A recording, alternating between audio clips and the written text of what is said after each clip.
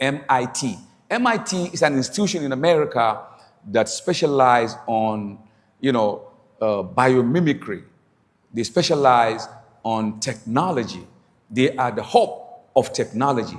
You might be thinking of a Silicon Valley in California, but MIT is so powerful, in the whole United States.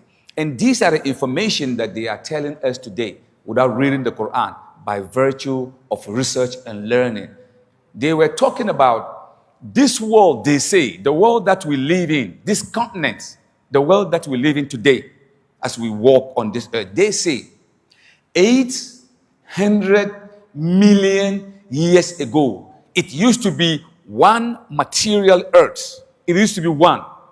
Nothing like South America, North America, Asia, Africa. No, it didn't exist. There is one massive land, which they call Pangaea.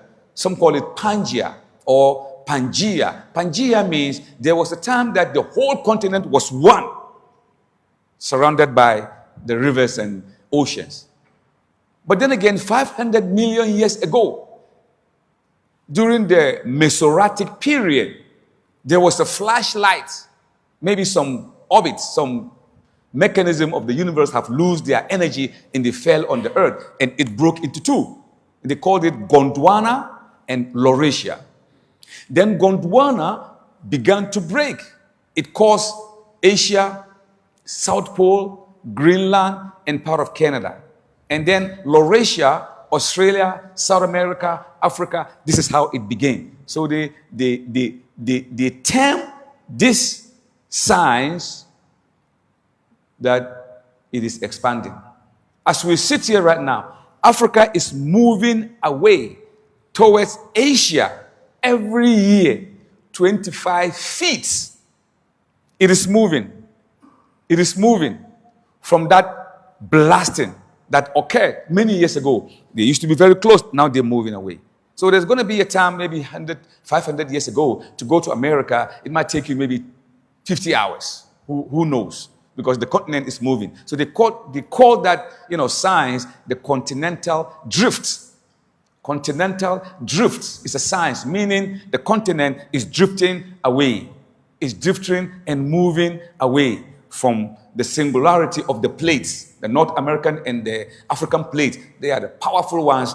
They are still moving, even though the science think they are so very solid, but they are moving. Eventually, they're moving. They don't know how long it's going to, but it's still moving. And the person that hypothesized this science was called Alfred Wegener. In 1921, he postulated that the earth is perpetually moving on its axis, that the continents are giving away themselves. So when he made those statements, his own peers, the scientists, they questioned his scholarship. In fact, they said he's a liar.